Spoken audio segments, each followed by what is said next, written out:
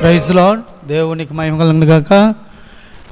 యేసుక్రీస్తు నామములో మీకు అందరికీ శుభవందనాలు తెలియజేస్తున్నాను. మరి యొక్క ఉదయకాల సమయమున పరిశుద్ధ గ్రంథంలో నుండి కొన్ని మాటలు మనము ధ్యానం చేసుకుందాము.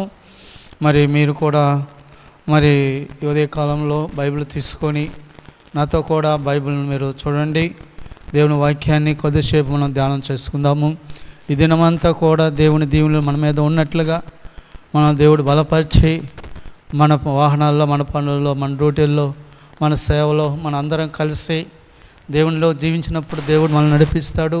కాబట్టి పరిశుద్ధ గ్రంథం నుండి కొన్ని మాటలు జ్ఞాపకం చేసుకుందాము.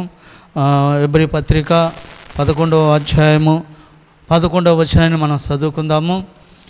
అపోస్తలుడైన పౌలు గారు ఎబ్రీలకు రాసిన పత్రిక 11వ అధ్యాయం 11వ వచనం చదువుకుందాము. ఇక్కడ మనం చూసినట్లయితే, ఈ విశ్వాసాన్ని బట్టి శారాయు వాగ్దానం చేసిన వాడు నమ్మదగిన వాడని ఎంచుకునేను గనుక తాను వయస్సు గతించినదైనను గర్భము ధరించుటకు శక్తి పొందెను. ప్రేమంటు వల్ల మనం గమనిస్తున్నట్లయితే ఈ యొక్క సమయంలో శారాయి మనం చూస్తున్నాం. 11వ వచనం, విశ్వాసాన్ని బట్టి శారాయి వాగ్దానం చేసిన వాడు నమ్మదగిన వాడని ఎంచుకున్నదంట.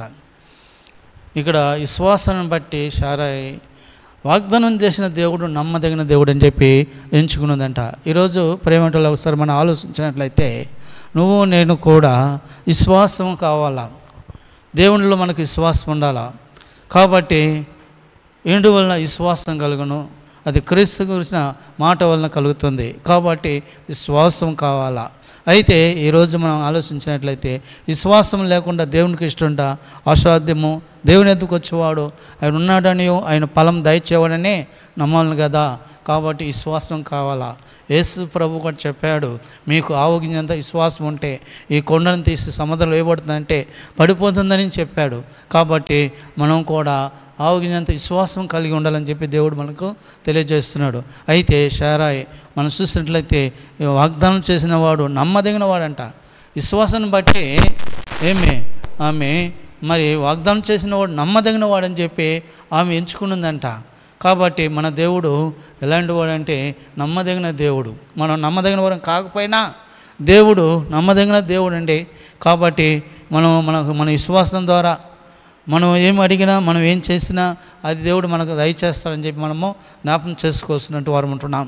అయినా కూడా మరి చూసినట్లయితే శారాయి అబ్రహాం యొక్క భార్య. అయితే అబ్రహాముకి 99 సంవత్సరాల వయసు, అయితే శారాయికి మరి 89 సంవత్సరాల వయసు. మరి వీళ్ళంత వయసులో కూడా వారు విశ్వాసం ఉంచినట్లుగా మనం చూస్తున్నాం. అంతేకాకుండా వారి విశ్వాసమే కాకుండా శారాయి వాగ్దానం చేసిన వాడు నమ్మదగిన వాడని ఎంచుకున్నదంట. అంటే వాగ్దానం చేసిన దేవుడు నమ్మదగిన దేవుడు.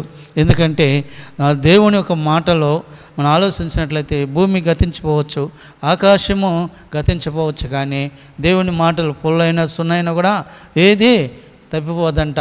కాబట్టి వాగ్దానం చేసిన దేవుడు నమ్మదగిన వాడని ఎంచుకుని కనుక తాను వయస్సు గతించినను గర్భము ధరించుటకు శక్తి పొందెను. అవునండి, ఈరోజు శక్తి సామర్థ్యాలు ఎవరి దగ్గర ఉన్నాయంటే నీ దగ్గర లేవు, నా దగ్గర లేవు, ఎవరి దగ్గర లేదు. ఎంత ఉన్నా ఏమున్నా ఎంత గొప్పవారైనా సరే ఈ శక్తి సామర్థ్యం అనేది ఎవరి దగ్గర లేవు. అది ఒక దేవుని దగ్గరనే ఉన్నది, అది ఒక యేసయ్య దగ్గరనే ఉన్నది. సృష్టికర్త ఈ సృష్టిని సృష్టించినంటే మహానీయుడు, గొప్ప దేవుడు, ఆయన దగ్గరనే ఉన్నాయి సమస్తం. శక్తి బలము ఆయనే ఉన్నాడు. కాబట్టి ఆయన మాట ఇస్తే ఆకాశం కలిగితే కలిగింది, భూమి కలిగమంటే కలిగింది, ప్రకృతిలో ప్రతి జీవు కలగమంటే కలిగింది, సముద్రం కలిగి చేశాడు, చేపలు కలిగి చేశాడు, జీవరాశులను కలిగి చేశాడు. దేవుడు నమ్మదగిన దేవుడిని శారాయి ఎంచుకున్నది. కాబట్టి ఆమె వయసు గతించినను బలం పొందుకున్నదంట. నెహెమ్యా గ్రంథంలో 8వ అధ్యాయం 10వ వచనం చూసినట్లయితే దేవుడు నమ్మదగిన దేవుడు మన దేవుడు. ఆయన మరి మనం చూసినట్లయితే మరి నెహెమ్యా యెహోవాయందు ఆనందించడం వల్ల మీరు బలం పొందుదురు. అవును ప్రేమంటులారా, మనం బలహీనమని మనం ఒప్పుకొని దేవుని సన్నిధిలో ఏమి ఉన్నప్పుడు మనల్ని దేవుడు బలపరుస్తాడు, బలవంతులుగా చేస్తాడు. కాబట్టి యెహోవా యందు ఆనందించడం వల్ల మీరు బలం పొందుదురు. అవును, బలము మనం తింటే బలం రాదు, మనకు ఉంటే బలం రాదు.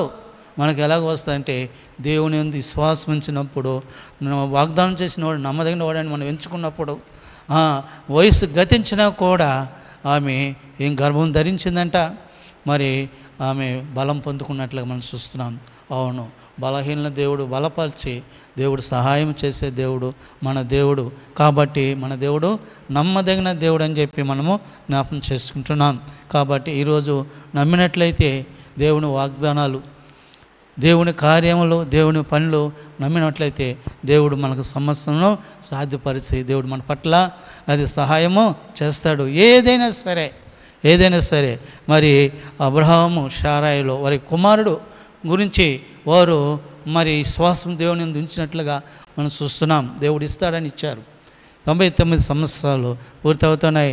అయితే 100 సంవత్సరాలు పూర్తయిన తర్వాత ఆ వాగ్దానాల దేవుడు వారి పట్ల మరి శారాయి 90 సంవత్సరాలు వారి పట్ల దేవుడు నెరవేర్చినట్లుగా మనం చూస్తున్నాం. కాబట్టి విశ్వాసాన్ని బట్టే ఆ విశ్వాసం మన ప్రభువైన యేసుక్రీస్తు వారు విశ్వాసకర్తైన దాన్ని కొనసాగించిన యేసు వైపు మనం చూసినప్పుడు ఆయన మనకు దేవుడు సహాయము చేస్తాడు. లోకం వైపు, మనుషుల వైపు, డాక్టర్ల వైపు, ఈ లోక సంబంధమైన వైపు చూడకుండా దేవుని వైపు చూసినప్పుడు దేవుడు చక్కగా దేవుడు సహాయము చేస్తాడు. కాబట్టి వాగ్దానం చేసిన దేవుడు నమ్మదగిన వాడని మనం ఎంచుకున్నప్పుడు మనం బలహీనమైనా కూడా మనం బలపరుస్తాడు, మనకు బలంనిచ్చి ఆయన మనకు సహాయం చేస్తాడు. ఏదైనా మన జీవితానికి కావాల్సిన అన్నిటిని కూడా ఆయన దగ్గర ఉన్నది. ఆయన దగ్గర మనం మొరపెట్టుకున్నప్పుడు, ఆయన ఎందుకు మనం నమ్మకుంచినప్పుడు దేవుడు మనకు సహాయము చేసి నడిపిస్తాడని చెప్పి ఉదయకాల సమయంలో మనము జ్ఞాపకం చేసుకుంటూ దేవుడి వాక్యం దేవుడు దీవించును గాక. ప్రార్థన చేసుకుందాం.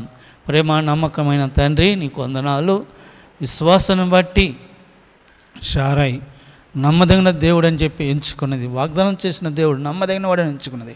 అవును, బలహీన సమయంలో బలం పొందుకొని గర్భం ధరించినట్లుగా మేము చూస్తున్నాం.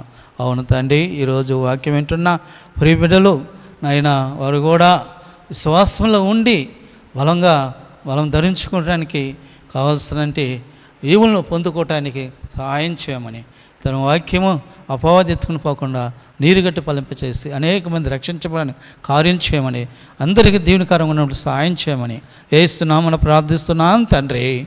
ఆమేన్.